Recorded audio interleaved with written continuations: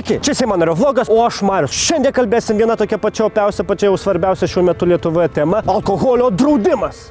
Nesvarbu, lietuviui gali kelti kainas iki kosmoso, nieko. Gali keisti darbo kodeksą, kur ten mažėja atostogų, nieko. Gali sukurti naują etatą ir įkišti savo žmogų, nieko. Bet kas liečia alkoholį, boikotai, streikai, peticijos, akcijos, atrakcijos, koncertai, neramumai, šaunu, nes mums visada rūpėjo išgerti. Problema aiški, mūsų žmonės geria, bet geria ne iš blogos valios, iš to, kad nėra kas veikti. Ir yra keli sprendimo būdai, kaip spręsti šitą problemą. Vienas iš jų švietimas, tai yra sudėtingas kelias, reikia prevenciškai šviesti žmonės ir palikti laisvę jiems rinktis. Kitas yra tiesiog drausti viską, užblokuoti, uždrausti, neprileisti, kai tu parodai alternatyvą, kad žiūrėk, čia gali mirti, o čia gyventi gerai ir sveikai ir padėti visuomeniai, gal kažkas ir susivoks. Bet šitas kelias daug sudėtingesnis, todėl mūsų valdžia, nematydama ilgojo laikotarpių gerų prasmių, jie renkasi trumpesnį kelią. Nes tik 4 metai tau duota, tu prileidai visokių kuo greičiau įstatymų, nes visi tave vertina pagal tai, kiek tu daug įstatymų prileidai, nesvarbu, jie geri ar blogi, tiesiog prileidai, uždraudai, užblokavai viską, nebeleidai, prisidedi iki šiandien iki 2020 metų, kiek tik galėjo Europos visokių investicijų, kol dar spėsi. Ir po 4 metų jau tu